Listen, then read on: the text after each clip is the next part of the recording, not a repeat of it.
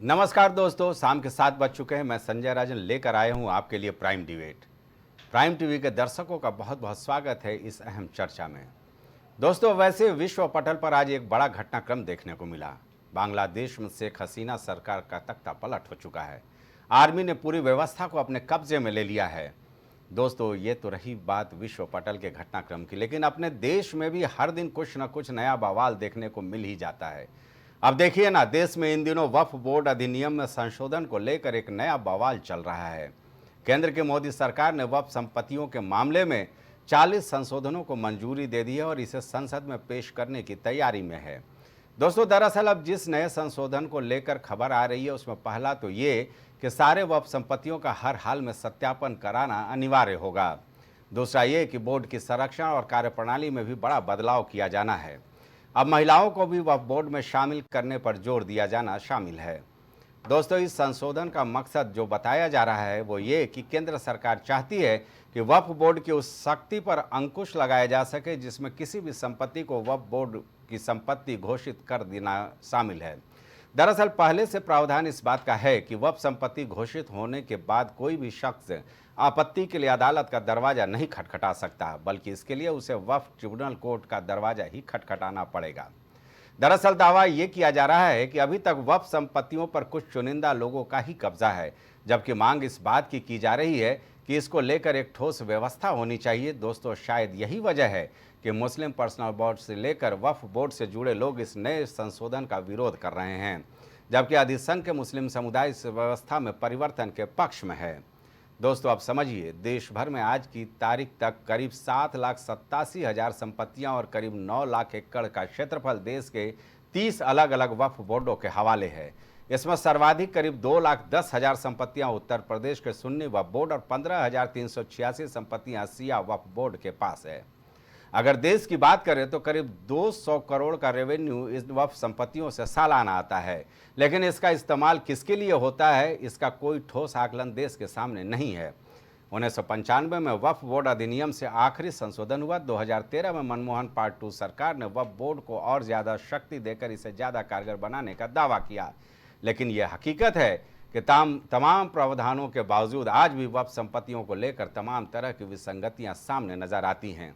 दोस्तों, चलिए आज हम इसी मुद्दे पर चर्चा करेंगे अपने खास मेहमानों के साथ कि आखिर इस नए संशोधनों से क्या होगा व्यवस्था में परिवर्तन और आखिर क्यों हो रहा है इसका विरोध। लेकिन आइए सुन लेते हैं कुछ बयान, फिर चलेंगे अपने चर्चा पर। मोदी हुकूमत वक्फ बोर्ड की ऑटोनॉमी को छीनना चाहती है और वो इंटरफेयर करना चाहती है वाकिफ के मंशे के खिलाफ कि किस तरह से उस वक्फ की प्रॉपर्टी को चलाया जाए, और ये खुद फ्रीडम ऑफ रिलीजन के खिलाफ है। उनकी अधिकार जो मिले हैं, जिन्हें आज़ादी के अधिकार हैं या उनके स्वतंत्र जो अधिकार हैं, उनके अपने धर्म को लेकर के अपनी कामकाज की व्यवस्था को बनाए रखने के लिए, और केवल वक्फ बोर्ड नहीं, हमारे मुख्यमंत्री देखिए कितने समझदार हैं सरकार के। उन्हें उर्दू में ये पता लगा कि नुज़ूल उर्दू शब्द है।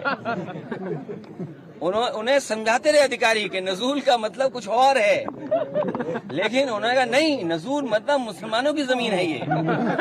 सोचो, जो व्यक्ति केवल उर्दू के शब्द नुज़ूल को लेकर के पूरा का पूरा प्रयागराज खाली करा रहे थे। भारत सरकार वक्फ के मामले में जो कानून लाना चाहती है उसकी नीयत ठीक नहीं है। Joint parliamentary committee Atal ji की सरकार के जमाने में बनी थी, जिसमें कॉम्प्रिहेंसिव कानून बनाया गया था, और ये वक्फ की सारी प्रॉपर्टी सिर्फ मुसलमानों की है जिन्होंने डेडिकेट की है खुदा के नाम पे, अल्लाह के नाम पर, और इसकी ज्यादा बड़ी तादाद सरकार ने पहले ही हड़प कर रखी है, आर्मी के कब्जे में है। हमारे बुजुर्गों ने अपनी जाती प्रॉपर्टी को जब वक्फ किया तो उनका मंशा और उसका मकसद ये था कि मुसलमानों की फलाह व बहबूद के लिए, मुसलमानों के अपलिफ्टमेंट के लिए वो प्रॉपर्टी इस्तेमाल की जाए, यूज की जाए। मुल्क आज़ाद हुआ। मुल्क के आज़ाद होने के बाद हमारे पास वक्फ एक्ट मौजूद है, हमारे पास वक्फ बोर्ड मौजूद है, जिसका मकसद और मंशा यह है कि वक्फ की प्रॉपर्टी का सही तौर पर तहफ़्फ़ुज़ हो सके, उसका सही नज़्म व नस्क हो सके। अब अगर सरकार की ये मंशा है कि वक्फ की प्रॉपर्टी पर नाजायज कब्जे ना हो, वक्फ का संचालन सही रूप से हो सके, तो उसके लिए ये जरूरी है कि सरकार वक्फ एक्ट को मजबूती फराहम करे, वक्फ बोर्ड के हाथों को मजबूत करे और जो भी कब्जे हैं उन कब्जों को छुड़ाने का काम करे। तो सुना आपने किस तरह से अलग अलग बयान आ रहे हैं वक्फ बोर्ड अधिनियम संशोधन को लेकर के। राज्यसभा में ये बिल पेश किए जाने की संभावना जताई जा रही है। सबसे पहले आपको बता दें कि आखिर वक्फ का मायने क्या है। यह अरबी शब्द है, वक्फा से बना है, जिसका मतलब होता है ठहराव। धार्मिक धर्मार्थ उद्देश्यों के लिए समर्पित संपत्ति, जो जायदाद जो इस्लाम को मानने वाले दान करते हैं। इसमें चल अचल दोनों तरह की संपत्ति शामिल होती हैं। 5 तरह से वक्फ होते हैं, एक नगद, दूसरा कॉरपोरेट, तीसरा संपत्ति, चौथा पारिवारिक और 5वां धर्मार्थ है। संपत्ति ये माना जाता है कि जो भी वक्फ की संपत्तियां हैं ये अल्लाह को समर्पित की गई हैं और ये अपरिवर्तनीय होना चाहिए। मुस्लिम पर्सनल लॉ बोर्ड का साफ तौर पर यह कहना है कि कानूनी स्थिति और शक्तियों में कोई हस्तक्षेप बर्दाश्त नहीं किया जाएगा। लेकिन जाहिर सी बात है, इस नए संशोधन को लेकर के दोनों तरह की विचारधाराएं हैं। एक तरफ विरोध के स्वर हैं तो दूसरे तरफ कुछ लोगों का ये भी मानना है कि चूँकि ये संपत्तियां कुछ जानी माने हस्तियों के इर्द गिर्द ही सीमित होकर रह गई हैं। देश भर में 30 वक्फ बोर्ड हैं जो इन संपत्तियों का देख रेख करती हैं। उससे हट करके ये वाकई जिस मकसद से वक्फ की जाती हैं ये संपत्तियाँ, उसका इस्तेमाल होना चाहिए। जैसा कि मैंने पहले भी बताया कि 200 करोड़ के आसपास रेवेन्यू इन वक्फ संपत्तियों से, यानी जो 2022 का संसद में दिया गया बयान था केंद्रीय अल्पसंख्यक मंत्री का, उसमें 7,87,000 ऐसी संपत्तियाँ थी, जबकि 2024 में ये बढ़कर 9 लाख एकड़ के करीब पहुंच गई हैं, क्षेत्रफल में पहुंच गई हैं ये। और इसमें सबसे बड़ा हिस्सा उत्तर प्रदेश का है। जैसा कि मैंने पहले भी बताया कि करीब 2.10 लाख संपत्ति यानी 2,10,000 संपत्तियां जो है सुन्नी वक्फ बोर्ड के पास है और 15,386 संपत्तियां उत्तर प्रदेश के शिया बोर्ड के पास है। लेकिन इनका संचालन क्या है, इनका आकलन क्या है? जो निचले तबके के मुस्लिम समाज हैं उनके उत्थान के लिए क्या इनका इस्तेमाल होता है? ये निश्चित तौर पर यह भी एक हकीकत है कि अक्सर आप वक्फ संपत्तियों को लेकर के आप विवाद की स्थिति देख सकते हैं। हालांकि जो इसमें कहा गया है वक्फ बोर्ड अधिनियम 1995 जो दूसरा संशोधन था, इसका धारा 13 बोलता है कि कोई चल या अचल संपत्ति बेची नहीं जा सकती, उपहार नहीं दे सकता, बंधक नहीं रखा जा सकेगा, हस्तांतरित किसी को नहीं किया जा सकेगा। लेकिन मैंने अपने रिपोर्टिंग के दौरान वक्फ संपत्तियों के काले कारनामे का जमकर खुलासा किया था कि किस तरह आखिर इन वक्फ संपत्तियों को सफ़ेद पोशों के हाथ बेच दिया गया है। 1 दर्जन से ज़्यादा मैंने इसमें केसेस लिए थे। उसमें यह खुलासा हुआ था कि लखनऊ के इर्द गिर्द ही बाराबंकी तक तत्कालिक बीएसपी के मंत्री और अब जो कांग्रेस में हैं, नाम नहीं लेना चाहूँगा, उनके पत्नी के नाम भी बड़े पैमाने पर वक्फ संपत्तियों का हेर फेर किया गया था। तो कुल मिलाकर ये कहा जा सकता है कि यह संशोधन हमें लगता है कि आने वाले दिनों में एक उम्मीद लेकर आएगा, लेकिन इसका विरोध भी किया जा रहा है। चलिए, हमारे खास मेहमान हमारे साथ जुड़ गए हैं, हम इसमें राह तलाशने की कोशिश करेंगे। सबसे पहले हम स्वागत करना चाहेंगे, कांग्रेस की प्रवक्ता हैं हमारे साथ सुचि विश्वास जी, आपका बहुत बहुत स्वागत है इस चर्चा में। प्रियंका श्रीवास्तव जी, आम आदमी पार्टी की प्रवक्ता हैं आप, आपका भी बहुत बहुत स्वागत है। वरिष्ठ पत्रकार पंकज रस्तोगी जी स्टूडियो में हमारे साथ मौजूद हैं, जो इस चर्चा को बढ़ाने में हमारा सहयोग करेंगे। और जल्द ही हमारे साथ बीजेपी के प्रवक्ता बालकृष्ण पांडे भी हमारे साथ स्टूडियो में मौजूद होंगे। पंकज जी, शुरुआत आप ही से करते हैं कि वक्फ संपत्तियों को लेकर के ये जो संशोधन चल रहा है और इसको लेकर के जो बवाल आ रहा है, इसे आप किस नज़रिए से देखते हैं? क्या इससे व्यवस्था परिवर्तन होगा? वाकई जिस मकसद से संपत्तियां वक्फ की जाती हैं, क्या उनको वो अधिकार मिल पाएगा? देखिए, एक बात पहले तय समझ लीजिए कि देश को 1947 में आज़ाद होने के बाद तत्कालीन प्रधानमंत्री जवाहरलाल नेहरू ने 1954 में वक्फ बोर्ड का गठन किया। देश में वक्फ बोर्ड का गठन किया। और वक्फ 2 प्रकार के होती हैं, अलल खैर और अलल औलाद। तो जो अलल औलाद होती है, जिसके जो लोग अपनी संपत्ति को स्वतः से ज्ञान दे देते हैं, तो उनके परिवार का आदमी मुतवल्ली उसमें बनता है, वही मुतवल्ली बनता रहता है और चलता रहता है। और ये संपत्तियां किसी वक्फ बोर्ड की जितनी भी संपत्तियां ये बेची नहीं जा सकती हैं, निश्चित मान के चलिए, इसका कोई विक्रय नहीं हो सकता। ये for the development of the वक्फ के लिए, for the development of the वक्फ, वो उसका विस्तारीकरण होता है, उसका डेवलपमेंट होता है, उससे रेंटल वैल्यू आती है जो समाज के उत्थान के काम आती है। लेकिन इसका तमाम दुरुपयोग हुआ और तमाम ऐसी संपत्तियां जिसमें वक्फ बोर्ड ने कब्जा कर लिया कि ये मेरी संपत्ति है, ये मेरी संपत्ति है, और उसकी सुनवाई भी वक्फ बोर्ड के ही उसमें होगी। ये इसलिए नेहरू जी ने जिस तरह से तुष्टीकरण की राजनीति करने के लिए, मुसलमानों को खुश करने के लिए जिस तरह से ये वक्फ बोर्ड का गठन किया, ये निहायत निंदनीय था। लेकिन चूंकि उस समय सरकार कांग्रेस की थी, उसने इस तरह की बातें की। और दूसरी बात, 1995 में नरसिंहा राव की सरकार ने इसको असीमित अधिकार देने का काम किया, और उसके बाद 2013 में मनमोहन सरकार ने भी इसमें तमाम अमेंडमेंट संशोधन करते हुए इसको बहुत अधिकार प्रदत्त कर दिए। कोई विकास हुआ या नहीं हुआ इसका कोई आंकड़ा नहीं है। और दूसरी बात, 8,70,000 वक्फ संपत्तियां इस समय पूरे देश में है, और उसमें से अगर आप देखें तो 9,34,000 एकड़, 9,34,000 एकड़ करीब जमीनों का वक्फ के पास जमीनें हैं। और इस तरह से तमाम देखिए संपत्तियां हैं जो उसके मतलब जिसमें वक्फ बता देता है कि मेरी संपत्ति है, तो उसको उसके जिम्मे कर दी जाती है, और उसकी कहीं कोई सुनवाई नहीं होती। कोई कोर्ट में आप एक्शन नहीं ले सकते, कहीं कोर्ट में, चाहे हाई कोर्ट हो चाहे लोअर कोर्ट से हाई कोर्ट है, सुप्रीम कोर्ट, कहीं भी आप इसका निस्तारण के लिए अपील नहीं कर सकते। वह बोर्ड ही जो फैसला करेगा वही अंतिम रूप से मान्य होगा। तो ये निश्चित रूप से कहीं ना कहीं मुस्लिम समुदाय को खुश करने के लिए, तुष्टीकरण की राजनीति के लिए, वोट बैंक की राजनीति के लिए इसको बनाया गया। मुस्लिम समुदाय के लोग, औलाद वाले जो लोग हैं, बहुत से ऐसे लोग हैं जिन्होंने करोड़ों करोड़ की संपत्ति जो है दान कर दी। लेकिन उसमें क्या हुआ, उसमें तमाम आप देख लीजिए, उसकी जांच करा ली जाए तो तमाम विसंगतियां मिलेंगी कि जिसमें विद्यालयों के लिए, तमाम चीजों के लिए उन्होंने दिए, लेकिन क्या उसका वो हो रहा है? तमाम लोगों ने उसका अपव्यय किया, तमाम उसमें नुकसान पहुंचाया समाज को।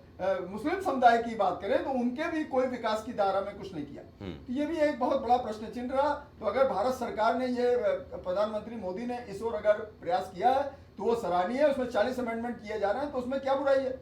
कोई ऐसा तो है नहीं कि उसमें कोई खत्म हो जाएगा। उसमें संशोधन किए जा रहे हैं, संशोधन करने का अधिकार सरकार को है, तो सरकार उसमें संशोधन कर रही है। तमाम चीजों का अगर जांच हो जाती है, तमाम चीजों की और व्यवस्था सुदृढ़ हो जाती है, और उसमें जो रेवेन्यू आ रहा है, जो जिस तरह की रेंटल वैल्यू आ रही है, बहुत सी ऐसी संपत्तियां हैं जिसको ये लोग लीज पे, मतलब एक तरह से उसको रेंट पे कर देते हैं, और तमाम जो है मुतवल्ली उसमें करोड़ों करोड़ रुपए देते थे। हजरतगंज में ही आप देखें कितने वक्फ है, उनकी करोड़ों अरबों रुपए की प्रॉपर्टी है, तो उनको दे देते हैं, और उससे बहुत नॉमिनल रेंट पे उनको वो संपत्ति दे देते हैं, और उनसे बैक डोर से उनको काला धन के रूप में करोड़ों रुपए की धनराशि उनसे प्राप्त कर लेते हैं। तो इन सब चीजों का भी तथ्यात्मक अध्ययन होना चाहिए और इसकी जांच होनी चाहिए। ठीक है, ये वक्फ बोर्ड बने हैं समाज के उत्थान के लिए, मुस्लिम समुदाय के उत्थान के लिए, अन्य समाज के लोगों के लिए, तो सबका उसमें उत्थान होना चाहिए कि नहीं कि जो है उसमें सिर्फ पैसे के कमाई का एक स्रोत बन जाए, और तमाम जो है लोग संपत्तियों को जिसपे वक्फ बोर्ड कह दे ये मेरा है, अब वो उसके कह देने से थोड़ी हो जाएगा।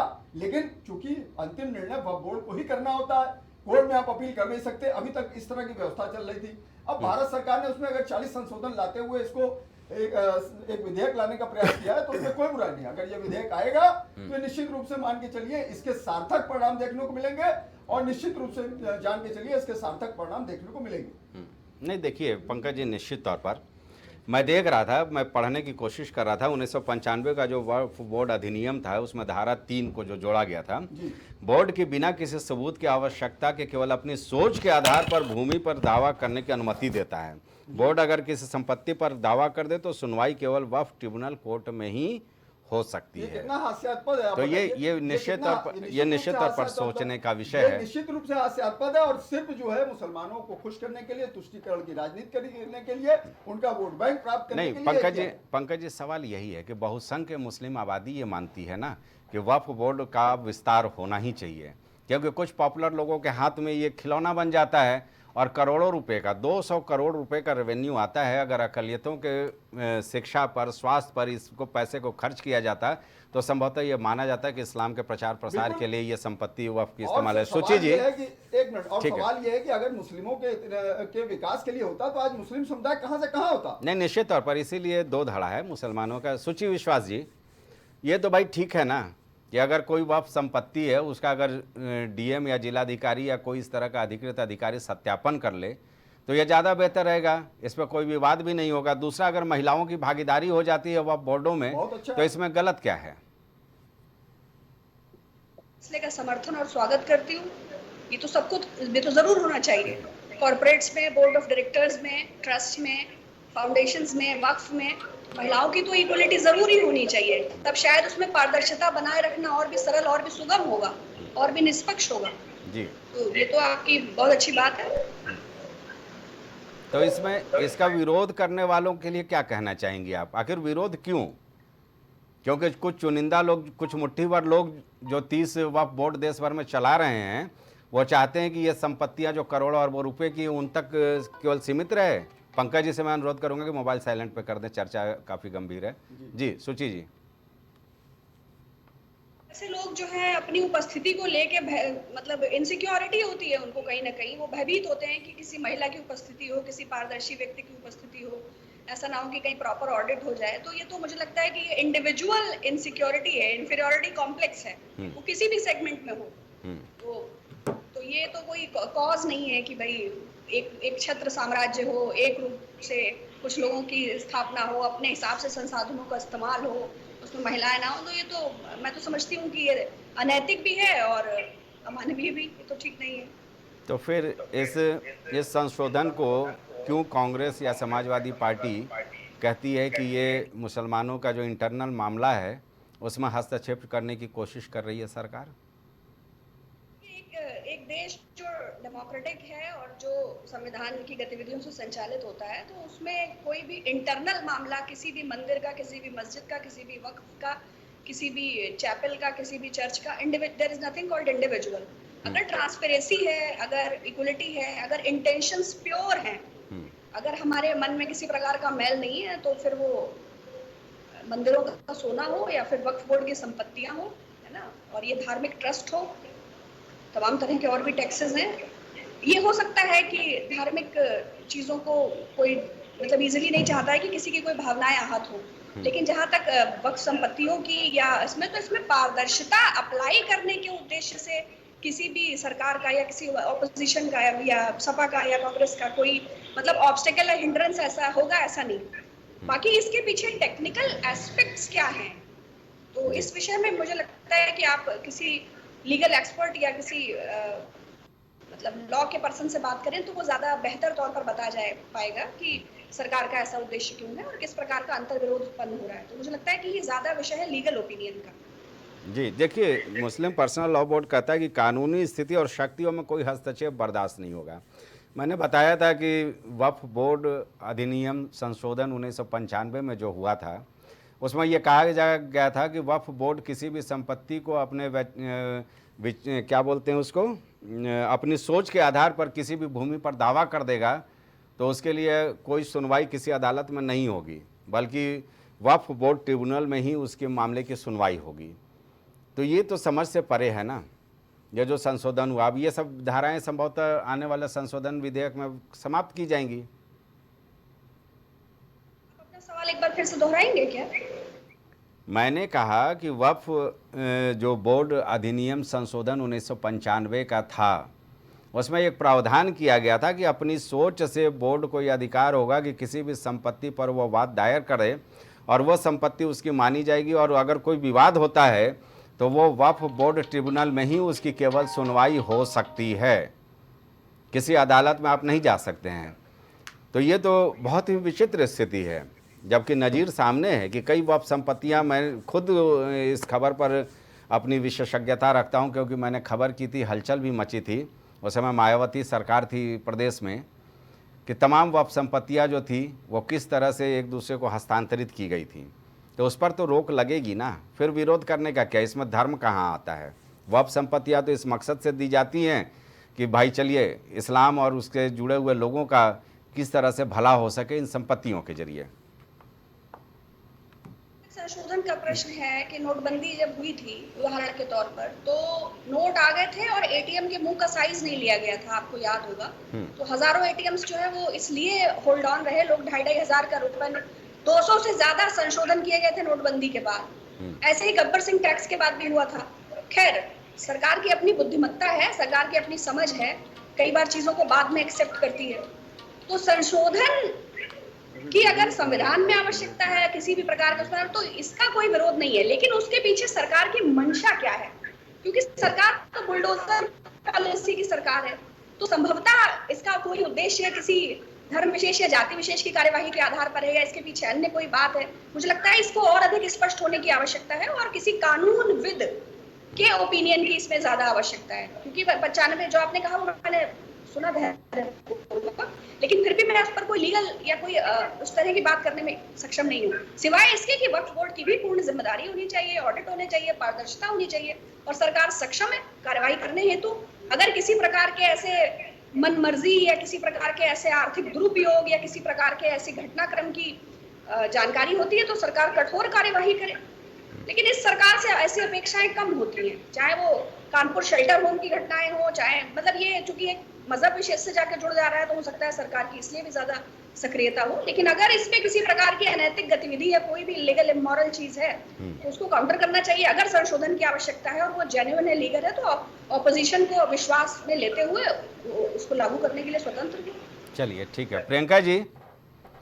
भाई वक्फ संपत्तियों का विवाद कोई नया नहीं है, अब संशोधन आ रहा है, जाहिर सी बात है सूची विश्वास जिस तरह से कह रही थी, केंद्र सरकार की विशेषज्ञों की टीम ही संभवतः ये 40 संशोधन की होंगी। इसमें महिलाओं की भागीदारी की बात कही जा रही है, सत्यापन होना बहुत जरूरी है ऐसी वक्फ संपत्तियों का, क्या ये वाकई वक्फ की गई है या नहीं।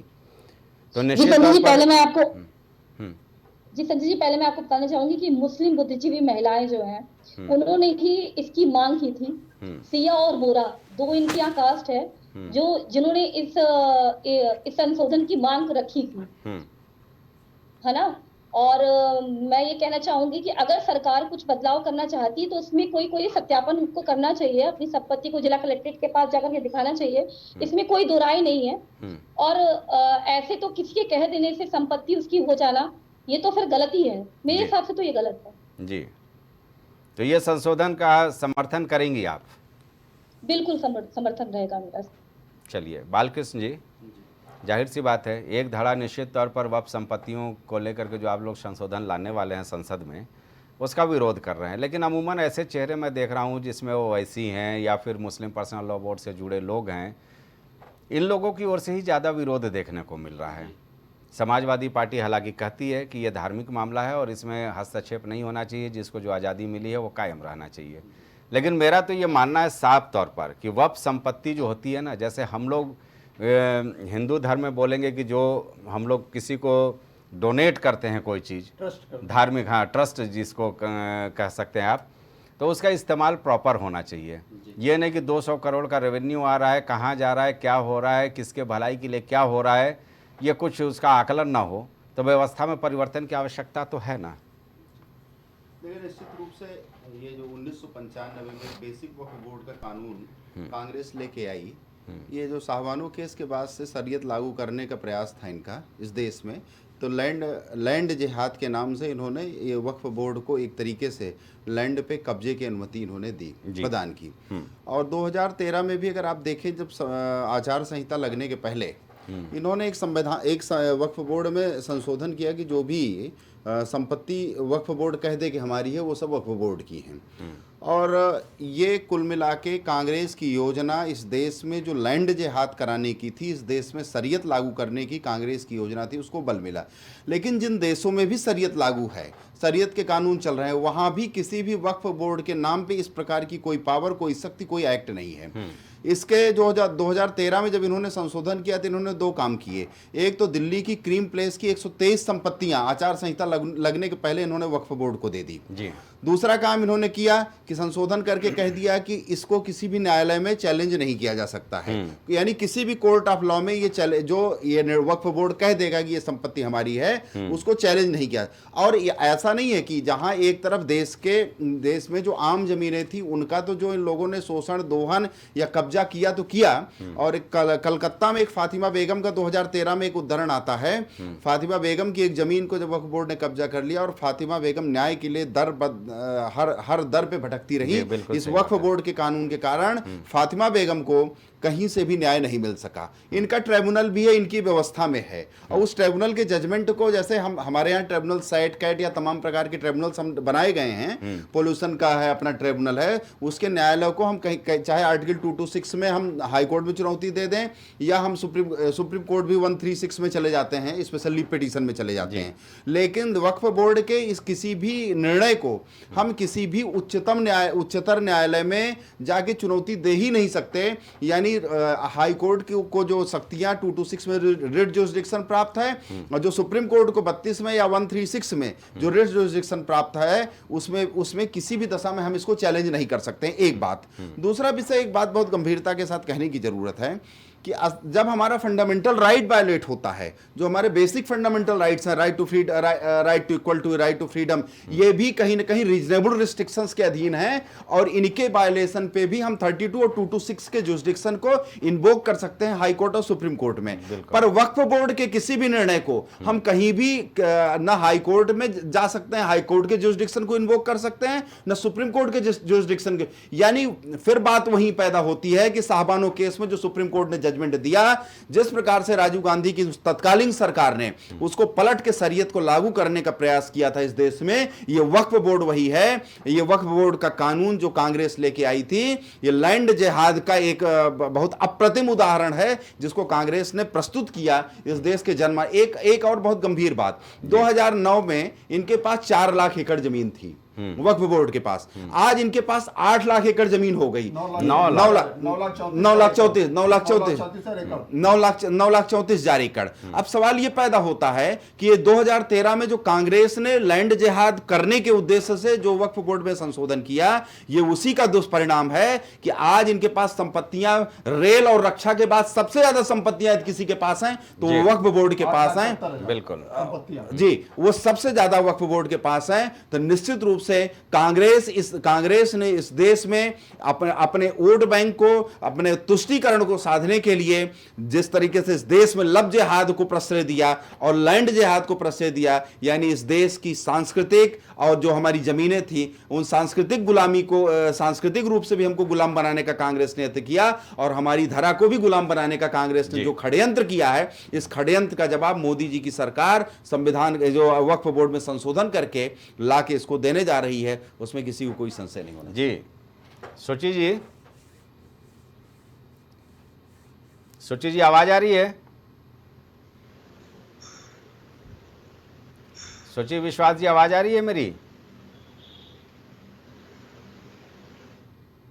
सोची जी से संपर्क साधने की कोशिश की जाए। पंकज रस्तोगी जी बताएं। भाई देखिए, ये तो चौंकाने वाला है कि 15 साल में दुगनी हो गई संपत्तियां, लेकिन अगर हम अकलियतों की बात करें जिनके भलाई के लिए वक्फ की परंपरा शुरू हुई थी, उनकी स्थिति क्या है आज?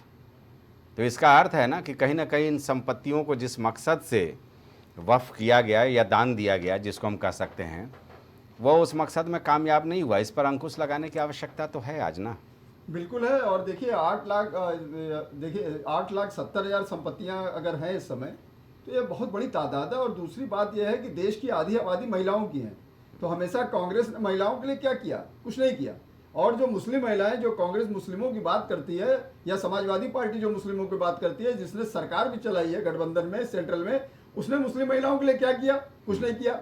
और जब गुजारा भत्ता देने की बात सुप्रीम कोर्ट कहता है तो उसमें हो हल्ला करने लगते हैं। तो और मोदी जी ने तो 3 तलाक का मुद्दे त्रासदी से उनको बचाया, और तमाम उनको शैक्षणिक चीजों से लेके और तमाम चीजों में लाभ देने का काम किया, चाहे प्रधानमंत्री आवास हो, चाहे अन्य जितनी भी योजनाएं, तो इस तरह का काम किया। तो इस तरह का हो हल्ला करने की कोई आवश्यकता नहीं है। और इसमें अगर संशोधन हो रहा है तो निश्चित होना चाहिए, और उसमें महिलाओं की भी जो भागीदारी करने की बात कही जा रही है, तो ये होना चाहिए।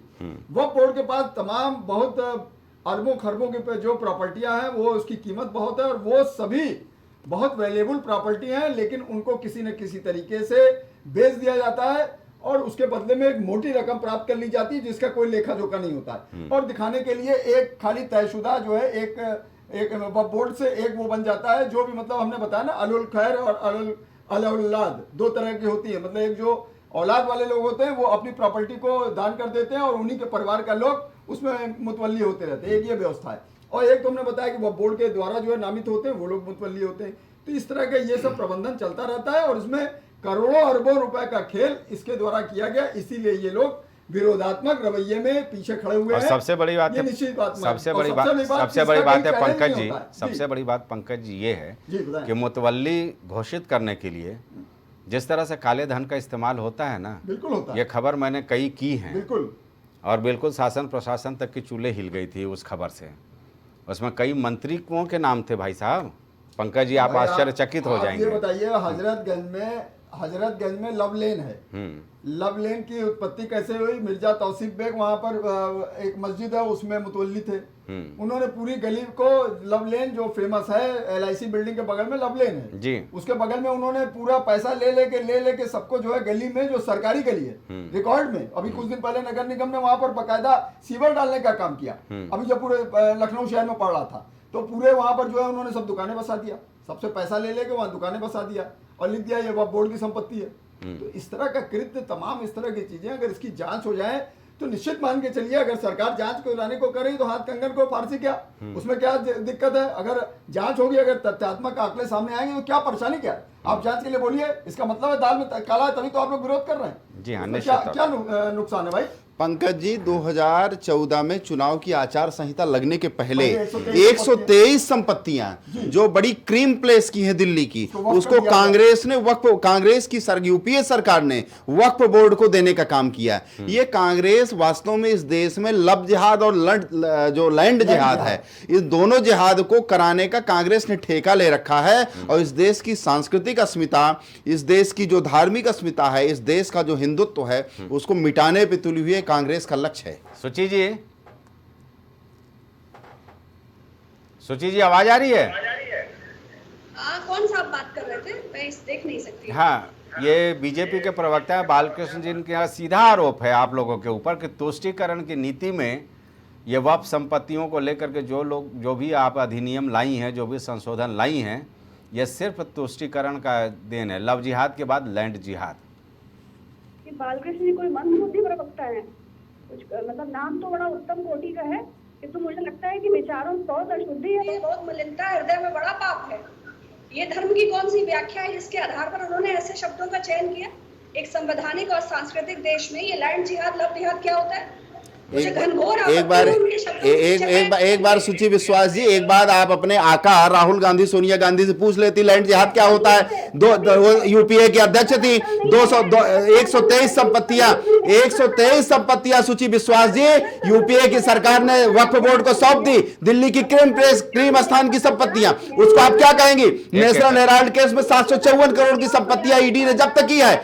38% का शेयर दोनों माँ बेटे ने ले लिया यंग इंडिया नाम की कंपनी के आधार पर। उसको क्या कहेंगी आप? किस नैतिकता की बात करती हैं आप?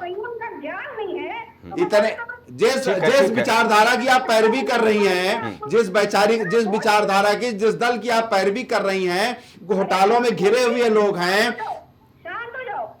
ठीक है, आप पैरवी कर रहे हैं उसके प्रति मैं सम्मानित भाषा का उपयोग कर रही हूँ। कम से कम संसदीय भाषा और मर्यादा का ज्ञान तो रखें। जी सुची जी जवाब दीजिए। हाँ चलिए ठीक। लैंड जिहाद कांग्रेस का लक्ष्य है। साहबानो केस में शरीयत को लागू करने का प्रयास कांग्रेस ने किया। राजीव गांधी की सरकार ने साहबानो केस में सुप्रीम कोर्ट के जजमेंट को बदल के, जब साहबानो केस पे उन्होंने दूसरा कानून बनाया था और सुप्रीम कोर्ट के जजमेंट को बदला तो शरीयत लागू कर रही थी कांग्रेस अगर शरीयत के पक्ष में है तो कांग्रेस लव जिहाद और लैंड जिहाद के समर्थन में खड़ी हुई है। इसको पक्का मानिए आप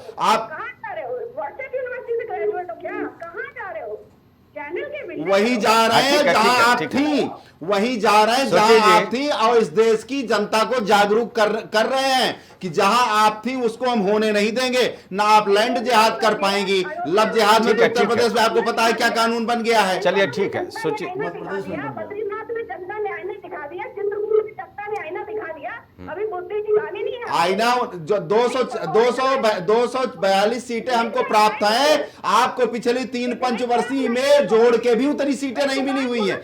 ट्रिपल ही का ठीक है। 100 का आंकड़ा न पार करने वाली कांग्रेस, जरा हम- बेशर्म कांग्रेस को शर्म नहीं आती हम है अब संपत्तियों कि जनता पर ने हैं। मुझे सिखा दिया ठीक कि है। आपको सिखा दिया। हो गया, हो इस गया। बेशर्म कांग्रेस को अगर शर्म नहीं आती इतने पे 99 सीट पाने के बाद अगर ये बेशर्म कांग्रेस इस प्रकार की बात करती है, जनता ने मुझे सिखा दिया, तो कांग्रेस को अपनी बेशर्मी पे शर्म आनी चाहिए। चुल्लू पर ठीक पानी है, को ठीक है, कांग्रेस में ठीक डूब करना है, चाहिए। हो गया, आरोप प्रत्यारोप हो गया। ठीक है सुची जी, सुची जी, ठीक है, ठीक है, सुची जी, सुची जी मेरा सवाल ले लीजिए।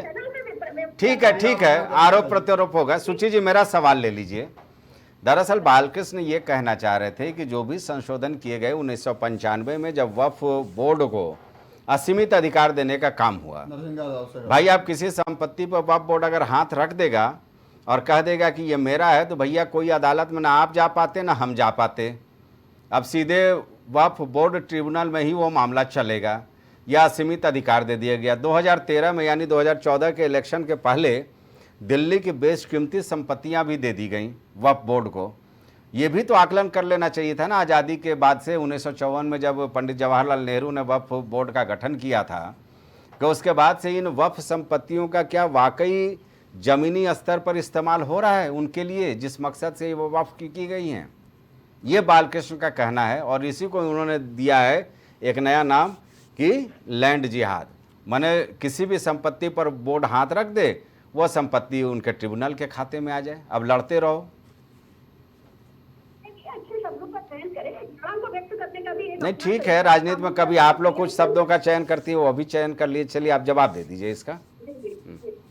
देखिए 70 बरस 1954 और 1972 बरस से सत्ता में है, तीसरी बार सरकार बनाई है। ये बात अलग है कि स्थितियां कितनी भी बदतर हो, राम ने नकारा हो या सनातन ने नकारा हो, जोड़ जुगाड़ से बनाई हो, जैसे पावर में है, किसी ने हाथ पकड़ के रोका नहीं हुआ है। पारदर्शिता होनी चाहिए। देश में बड़ा देश से कोई नहीं है, संविधान सम्मत प्रक्रिया से बड़ा कोई नहीं है। वो कोई मंदिर हो, किसी मंदिर का सोना हो, वो कोई ट्रस्ट हो, वो कोई वक्फ हो, वो कोई भी धार्मिक, अधार्मिक, सामाजिक, नैतिक किसी भी प्रकार का कैसा भी संगठन हो। कांग्रेस किसी भी प्रकार की अमर्यादा या किसी भी प्रकार के ऐसे कृत्य की पैरवी नहीं करती जो देश विरोधी है। 2013 में जो संशोधन कांग्रेस ने किया था वक्फ बोर्ड में, वो बता दीजिए क्या था। कार्यवाही करिए, इसको पूछ लीजिए ना। करिए, जो आपको उचित लगता है उसमें। अगर आप बदले की भावना से या नए नए शब्दों के का उद्देश्य बनाना आपका पर्पस है कि भाई धार्मिक वैमनस्य को बढ़ावा देना, या आपका कहना है जागरूक, नए नए शब्द नहीं है, जागरूक कर रहे हैं सुची विश्वास जी कि हमारी आपकी आने वाली पीढ़ियां कहीं ठिका इसमें इस चक्कर में ना पड़े, इसलिए जागरूक कर रहे हैं। और हम सब इसके निश्चित रूप से हम किसी भी दल का प्रतिनिधित्व कर रहे हो, किसी भी पार्टी का प्रतिनिधित्व कर रहे हो, पर सांस्कृतिक रूप से हमारे बालकृष्ण अभी आ जाएंगे, संकट है। बालकृष्ण आ जाएंगे। सुची जी को सुन। पहले इनकी राय। हाँ नहीं ठीक है, आप बोलिए सुची जी, बोलिए। नहीं आप उनको ले लीजिए, उनको नहीं आप बोलिए। मैंने अभी रोक दिया है, आपके बाद उनके पास चले जाएंगे। हाँ बोलिए। पारदर्शिता हो, यदि किसी कार्यवाही की आवश्यकता हो, किसी भी वक्त पर ऐसा आरोप है तो निश्चय रूप से कार्यवाही करें। बाकी नकूल की संपत्तियां अलग होती है, वक्त की संपत्तियां अलग होती है, निजी संपत्तियां अलग होती है, और हर फील्ड, हर जगह और हर प्रकार के लोग होते हैं। और सरकार सर्वोपरि है। अगर सरकार को ऐसा लगता है कि ऐसे संशोधन, ऐसे कार्य की आवश्यकता है, तो ऑपोजिशन को विश्वास में लेकर, जैसे कि अंधेरे में सब काम करते हैं ना, अंधेरे में कौन बंगली, अंधेरे में गब्बर सिंह, वैसे नहीं, अपोजिशन को विश्वास में लेकर विधिवत चर्चा कराकर, विभिन्न न्यायिक बिंदुओं पर कानूनविदों द्वारा चर्चा कराकर, अगर ये संविधान और देश के लिए उपयोगी है, संविधान सम्मत है, तो वे निश्चय इसे लागू करें। किंतु ये चर्चा का विषय है, ध्रुवीकरण या ज्ञान बांटने का विषय नहीं। जी बालकृष्ण जी, जी भाई निश्चित तौर पर लोकतांत्रिक देश है, अब एक सशक्त विपक्ष भी आपके सामने है, जी, तो इस पर बेहतर होता कि कोई संसदीय कमेटी बना दी जाती, इस पर विस्तार से चर्चा कर लिया जाता, उसके बाद संशोधन का जो भी प्रस्ताव रहता है, अच्छी बातें तो सब लोग स्वागत करेंगे। कि क्योंकि सुची जी से भी मैंने पूछा कि भाई महिलाओं की भागीदारी होनी चाहिए, प्रियंका भी बोली कि भागीदारी होनी चाहिए, हम इसका स्वागत करते हैं। सत्यापन भी होना चाहिए क्योंकि ये तो निहायत ही ज़रूरी है। पंकज जी ने ये बात रखी कि सत्यापन हो जाएगा तो निश्चित तौर पर दूध का दूध पानी का पानी हो जाएगा कि ये वाकई वक्फ संपत्ति है या किसी माने कहा जा सकता है कि उल जलूल तरीके से उसको वक्फ संपत्ति घोषित करने की जुगतबाजी में है बोर्ड। तो इसमें दिक्कत क्या है बालकृष्ण जी? चर्चा कर लीजिए ना भाई, विपक्षी दल तो आपके साथ खड़ा ही है। बताता हूं ना आपको, चर्चा, ये जो आज चर्चा हो रही है, इनकी सहमति है।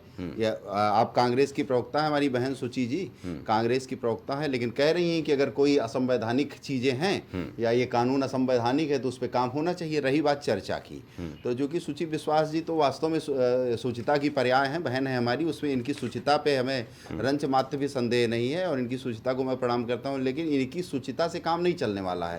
जो नीति नियंता थे 2013-14 तक इस देश में, जब वो 1995 के बेसिक वक्फ बोर्ड के कानून में संशोधन कर देते हैं और कहते हैं कि किसी न्यायालय में ये चैलेंज के योग्य नहीं है जो वक्फ बोर्ड कहता है, तो ये कानून तो यही लेके आई थी। यानी ये इनका मतलब मेरा है कि जिस पार्टी का ये प्रतिनिधित्व कर रही है सरकार उनकी सरकार थी और वही लोग लेके आए। 2013 और फिर मैं कह रहा हूं कि 123 दिल्ली की जो क्रीम प्रॉपर्टीज थी वो वक्फ बोर्ड को सौंपने का काम इसी यूपीए की यूपीए सरकार की अध्यक्षता सोनिया गांधी जी के नेतृत्व में। दिल्ली छोड़ दीजिए, लखनऊ की अभी मैं दिल्ली में भी आ रहा हूं। तो ये तो जमीनों पे कब्जे का जो इतिहास है, जो इनका जो मुस्लिम तुष्टीकरण है, इनका जो मुस्लिम प्रेम है इस देश में, वो संविधान बाबा साहब संविधान के पूरे विरोध में खड़ा रहा। असल में मानसिक रूप से बाबा साहब के साथ ये लोग कभी नहीं रहे। सदैव ही इन्होंने बाबा साहब का विरोध किया, चाहे मुंबई में उनको चुनाव 15,000 वोट से हराना हो कांग्रेस से अपना प्रत्याशी खड़ा करके। तो बाबा साहब से इनका द्वेष, इनकी ईर्षा, इनका जो बाबा साहब से मतभेद है वो पुराना है। अगर ये बाबा साहब अंबेडकर के संविधान को भी मानते होते तो मैं निश्चित रूप से आपसे कह देता हूं कि 1995 के बेसिक वक्फ बोर्ड के कानून में 2013 में संशोधन न ले आते और बड़ी बड़ी संपत्तियां जो चली गई क्रीम स्तर की वक्फ बोर्ड के पास वो न जाती, और 2009 में जो 4 लाख एकड़ का आंकड़ा था वक्फ बोर्ड का, वो समथिंग 9,34,000 एकड़ के आसपास आज पहुंच गया है। तो निश्चित रूप से कांग्रेस ने सदैव ही, मैं फिर कहता हूं वो शब्द अभी हमारी बहन को बुरा लग जाएगा, लेकिन कांग्रेस ने लव जिहाद और लैंड जिहाद को सदैव ही बढ़ावा दिया है। उनकी नीति ही तुष्टीकरण की रही है, उनकी नीति ही मुस्लिम परस्त रही है, उनकी नीति ही हिंदुओं के विरोध में रही है। ये सदैव ही देखने को मिला है। तो अपने इस हिंदू विरोध के कारण, इस मुस्लिम प्रेम के कारण कांग्रेस ने सदैव ऐसे कृत्य किए हैं जिससे इस देश का सांस्कृतिक रूप से, इस देश का आर्थिक रूप से, विभिन्न प्रकार से लगातार नुकसान होता रहा है और कांग्रेस ने यह नुकसान इस देश को पहुंचाया है। जी सोची जी, बालकृष्ण का आरोप जो है, इसका जवाब अगर आप देना चाहें तो दे लें, फिर पंकज जी के पास चलेंगे और प्रियंका जी भी इंतजार करेंगे। क्योंकि वो उनकी पार्टी के साथ मेरी सहानुभूति है, तो उनकी प्रति मेरी संवेदनाएं हैं। लेकिन जो लोग कांग्रेस के बनाए अस्पतालों में पैदा हुए, कांग्रेस के बनाए स्कूलों में पढ़े, कांग्रेस का दिया पोलियो ड्रॉप दिया है, कांग्रेस की संस्थानों पर हम नौकरी कर रहे हैं, वो जानते हैं कि कांग्रेस ने देश में क्या बनाया है। अपने परिवार और अपनी पीढ़ियों से देख सकते हैं। फिर बोलना पड़ेगा कांग्रेस ने बनाया, ये शब्द प्रयोग कर आ जाते हैं क्योंकि व्याख्या मैं नहीं करना चाहती। नहीं बोलिए। 2014 का भी छोड़ देते हैं हम। भैया 10 वर्षों से वो सत्ता में है, वो रहे थे कि ये हिंदू धार्मिक और ये जो ध्रुवीकरण संबंध, आप उनके देखिए सारा जितना कंटेंट उन्होंने बोला, ये सारा व्हाट्सएप यूनिवर्सिटी और संघ का ज्ञान है। तो सवेरे 3 रुपए वाले पवन शर्मा रसिया वालों हमारे व्हाट्सएप में जहर घोंपने लग जाते हैं। तो वो अपनी रटी रटाई पार्टी लाइन, पार्टी पॉलिसी पर है। मैं बिना उद्वेलित हुए, बिना किसी वेग के, जो आपको उचित लगता है उसको आप परिभाषित करें, और आप वही कर रहे हैं जो आपके संस्थान का कर्म है। तो जो कुटिलता, दूसरा आपने अम्बेडकर साहब का भी जिक्र कर लिया, तो जो मनुस्मृति के सिद्धांतों के पोषक है, आज भी ढोल गवार शूद्र पशु नारी को ताड़न का अधिकारी बता रहे हैं, जिन्होंने संविधान की प्रतियां जलाई वो संविधान की कस्में न खाएं। तो संसद में 5 फुट के अंदर घुसते हैं और फिर उसके बाद संसद में नीली बाल्टी लगा के खड़े हैं। जो देश को बेचने पर आमादा है, 70% हमारा ही बेच रहे हैं। तो पूंजीपतियों ने थोड़ी कैपिटलिस्ट को पूरा देश को बर्बाद कर दिया, तेल से लेके और एयरपोर्ट तक अडानी चिपका दिया है। तो देश तो भूख से बिलख रहा है, अर्थव्यवस्था पाताल लोक पे है। तो कम से कम नहीं राजनीतिक तो बालकृष्ण जी अपने नैतिक दायित्व का पालन करें। कम से कम एक आम भारतीय होने के नाते भारतीय की पीड़ा को समझने का प्रयास करें। हिंदू करके आपको हो सकता है प्रवक्ता से मुख्य प्रवक्ता बना दे, लेकिन आप जो कर रहे हैं इससे सिर्फ घृणा, द्वेष और उन्माद को बढ़ावा मिलता है। जिस तरह आज समाज में लिंचिंग कॉमन हो चुकी है, जिस तरह आज समाज में अशिक्षा का बोलबाला हो गया है, जिस तरह से भी ये सरकार क्वेश्चनिंग कर रही है, और जो वाकई देश के हालात है, ग्लोबल हंगर इंडेक्स को देख लीजिए, एनएसएसओ का डेटा देख लीजिए, एनसीआरबी के आंकड़े देख लीजिए, इंडियन मॉनिटरी फंड का डेटा देख लीजिए, तो स्थितियां बहुत गंभीर है, इसलिए नहीं कि हम पार्टी प्रवक्ता है, अपने दल का पक्ष रखते हैं, इसलिए कि हम ह्यूमन है तो ह्यूमैनिटेरियन ग्राउंड पर ही बात करें। सोचिए जी, पूरी बात उनकी सुन के लिए और समझ के लिए, लेकिन हम कोई वेट नहीं चाहते हैं। हम चाहते हैं कि आप 10 बरस से चलते हैं, सोचिए जी, कार्रवाई करनी, उचित कार्रवाई करिए। बार बार जिहाद और हिंदू और सनातन और ये सोचिए जी, आवाज आ रही है तो एक सवाल ले लीजिए सुधारने का प्रयास न करें। जी, एक सवाल मेरा भी ले लीजिए, क्योंकि मामला भाई बीजेपी और आपके बीच का ही है। सच्चर समिति की रिपोर्ट कहती है कि वक्फ बोर्ड में पारदर्शिता होनी चाहिए। सच्चर समिति की रिपोर्ट तो आप लोग लागू करने के लिए आप हुए, चाहे समाजवादी पार्टी हुए या जितने भी विपक्षी दल हैं, वो लगातार ये कहते हैं। लेकिन सच्चर समिति में भी, सच्चर कमेटी की रिपोर्ट में भी ये कहा गया है कि वक्फ बोर्ड में पारदर्शिता होनी चाहिए। अगर ये पारदर्शिता आ जाती है, चलिए बालकृष्ण जी से मैं अनुरोध करूंगा कि भाई आप इसको सर्वदलीय बैठक में लाए एजेंडे को और तब संसद में पेश करें तो शायद ज़्यादा आसानी हो।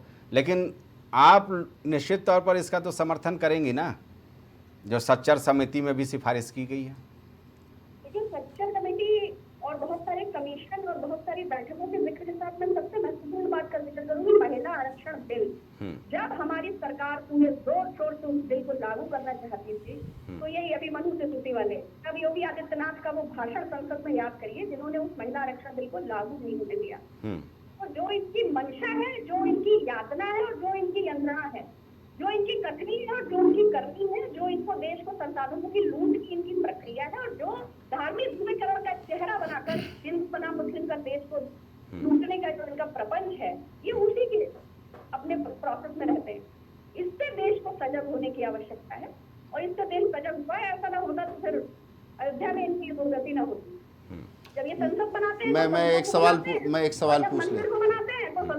सवाल पूछ लूं। अभी जरा बोल लेने दीजिए, स्काइप में आवाज। और ये सत्ता में है, हमारा समर्थन है, ये पूरा सर्वदलीय बैठक बुलाएं, उस पर चर्चा करें। क्या इनमें इतना गट्स है, क्या इनकी सरकार में इतना पोटेंशियल है? जो कायर प्रधानमंत्री 10 बरस में एक प्रेस कॉन्फ्रेंस ना कर सका, वो किसी बिल का सामना नशेड़ी अपोजिशन का आपका जो लीडर है, मुझे कहना पड़ेगा, अगर आप कायर शब्द प्रयोग करेंगी जिसको पूरा विश्व शेर कहता है, तो नशेड़ी आपका जो लीडर ऑफ अपोजिशन है, जिसको रात में दिवा स्वप्नाते हैं, जो पागलपंथी करता है, उसके बारे में आपने सोच लिया कि सोच विचार की बात करिए। इस देश का उससे बड़ा नशेड़ी कोई नहीं है। नशे की लत में जो बोलता है, उल चलू हरकतें बोलना पड़ेगा ना मुझे। कायर प्रधानमंत्री बोलेंगे, शर्मानी चाहिए आपको सुची विश्वास जी, जिसको पूरा विश्व सम्मान की दृष्टि से देखता है। कम से कम 20 राष्ट्रों ने प्रदेश का सर्वश्रेष्ठ नागरिक सम्मान दिया और सचिव विश्वास, मैं आप दोनों को रोकता हूं। दिमाग ठीक करके बात करनी चाहिए, अभद्रता पे आप ना उतरिए। नशेड़ी के विषय में बात करने के पहले सोच लीजिएगा। आप दोनों रुक जाइए, बालकृष्ण आप भी रुक जाइए। न प्रधानमंत्री कायर हो सकते हैं और न नेता प्रतिपक्ष नशेड़ी हो सकता है। शब्दों का चयन सही ढंग से। पंकज जी भाई, सच्चर समिति को लेकर के सच्चर कमेटी की रिपोर्ट लागू हो पूरे देश में चलता है। समाजवादी पार्टी में मुखर होकर के कहती है कि सच्चर कमेटी की रिपोर्ट लागू कर दी जाए। उसमें भी तो कहा गया है कि वक्फ बोर्ड में पारदर्शिता होनी चाहिए। और दूसरा ये व्यवस्था, मैं कहता हूं कि संपत्ति वक्फ बोर्ड की दिन दुनी रात चौगनी बढ़े, इसमें कोई दो राय नहीं है कि बड़े बड़े लोग हैं, बड़े बड़े उनकी संपत्तियां हैं, वो वक्फ कर दे रही हैं अपने संपत्तियों को, इसलिए कि एक वर्ग विशेष को, जो निचले तबके के लोग हैं, उनका भला हो सके, है ना। तो इसमें कोई दो राय नहीं है कि ये होना चाहिए, लेकिन उसका इस्तेमाल सही तरीके से हो। इसके लिए अगर एक संशोधन आ रहा है तो सर्वदलीय बैठक भी बुला लेने में सत्तारूढ़ दल को क्या दिक्कत है? देखिए, एक तो पहले चीज़ समझ लीजिए, जिस तरह से सुची जी कह रही थी कि जो है अपना वो वक्तव्य दे रही थी, तो राहुल गांधी जिस तरह से देश की संसद में हिंदुओं को हिंसक कहते हैं, तो ये क्या है? और कांग्रेस ने सिवाय भ्रष्टाचार के कुछ नहीं दिया है। सुची जी 5,000 करोड़ के भ्रष्टाचार में 30,000 करोड़ से दोनों लोग माँ बेटे जो है सोनिया गांधी और राहुल गांधी जमानत पे हैं। और दूसरी चीज 4 करोड़ फर्जी राशन कार्ड, 5 करोड़ फर्जी पेंशन धारक, इनको पकड़ने का काम किसने किया? प्रधानमंत्री नरेंद्र मोदी ने किया। इसीलिए जो है सुची जी को बुरा लगता है। और दूसरी चीज, जिस तरह से अनुराग ठाकुर के जात पूछने पर राहुल गांधी अपनी जाति नहीं बताते हैं और उनकी दादी जो 1970 में कहा करती थी नजात नहीं, की उसका- बात पर मोहर लगेगी, पंकज जी, और एक पंकज जी। राजू गांधी भी इस तरह की बात करते थे। पंकज जी, तो इस पंकज तरह जी, की ये बात जवाब तो करने बालकृष्ण वाली- दे देंगे, मेरे इस सवाल तरह का की जवाब बात आप दें। करने वाली कांग्रेस को नहीं, एक उदाहरण दे रहे हैं, इस तरह की बात करने वाली कांग्रेस को इस तरह का वक्तव्य नहीं देना चाहिए, और मुसलमानों को सिवाय ठगने के सिवाय, मुसलमानों को सिवाय वोट बैंक की समझने के सिवा और कुछ नहीं किया। तमाम मुस्लिमों के लोगों ने कितनी संपत्तियों का दान किया होगा, क्या वो मुस्लिम समाज के उत्थान में काम आई? नहीं काम आई। और आज अगर मुस्लिम महिलाओं को उसमें भागीदारी दी जा रही तो उसका विरोध कर रहे हैं। तो ये सब कांग्रेस की एक राजनीति है, चूंकि अभी वायनाड नहीं नहीं, उन्होंने जो सवाल किया, पंकज जी मुद्दे से भटक रहे हैं। पंकज जी, मैंने जो राजनीतिक वरिष्ठ पत्रकार की हैसियत से आपसे सवाल ये पूछा कि सर्वदलीय बैठक बुलाने में कोई गुनाह है क्या? कोई गुनाह नहीं, सर्वदलीय बैठक इस पे अपना राय दीजिए। और वो भी नहीं, सर्वदलीय बैठक सूची विश्वास को तो बालकृष्ण जवाब दे ही देंगे, या बालकृष्ण को सूची विश्वास जवाब दे बात कर देंगे? रहे हैं ना। देखिए, एक बात और समझ लीजिए कि जिस तरह से आप ये बताइए, सच्चर कमेटी की रिपोर्ट अगर भारतीय जनता पार्टी ने विरोध न किया होता तो वो लागू हो चुकी होती। तो उसके लिए अगर, और इसके लिए भी अगर जो अमेंडमेंट बिल आ रहा है ये वक्फ बोर्ड वाला, इसमें भी अगर क्या नाम है ये सर्वदलीय बैठक बुलाई जाती है तो उसका स्वागत होना चाहिए। सभी लोग अपना पक्ष रखें, सभी लोग अपनी राय रखें, तो इस तरह का होना चाहिए। जो संपत्ति 2009 में 4 लाख करोड़ थी, आज 9,34,000 करोड़। भगवान करे, मैं तो चाहता हूं कि 10 लाख करोड़ हो जाए, लेकिन उसका सही इस्तेमाल हो। 25 लाख एकड़ हो जाए। प्रियंका जी, 10 लाख करोड़ क्यों हो जाएगी? जो भी नहीं, मैं बता रहा हूँ, मैं इसलिए बता रहा हूँ यार, बालकृष्ण जी, नहीं पंकज जी, आप तर्क से बात कीजिए। मैं बता रहा हूँ, सुनिए, मैं बता रहा हूँ, सुनिए ना। तिरुपति बालाजी ट्रस्ट आज से 40 साल पहले कितने का था? काशी विश्वनाथ ट्रस्ट कितने का था? हम दान करते हैं, हम जितना दान करेंगे वो जितना बढ़ेगा। हिसाब है कि नहीं है? कई किलो सोना इसका हिसाब है कि नहीं? पर सवाल नहीं, सवाल नहीं है जी, ये। मैं यही सवाल ला रहा हूं। तिरुपति के पास कितना पैसा आपको जानकारी में है? काशी विश्वनाथ के पास कितना पैसा उसकी जानकारी में है? जगन्नाथपुरी में कितना सोना है आपकी जानकारी में? काउंटिंग हो रही है 4 साल बाद। आप नहीं समझ रहे हैं, आप मेरी तर्क को नहीं समझ रहे। मैं जो बोलना चाह रहा हूँ आप बीच में ही कूद जाते हैं, यही बड़ी दिक्कत है। मैं यही तो बताना चाह रहा हूँ कि वक्फ की संपत्तियां भले 10 लाख हो जाए, 20 लाख करोड़ की हो जाएं, लेकिन उसका आकलन तो होना चाहिए।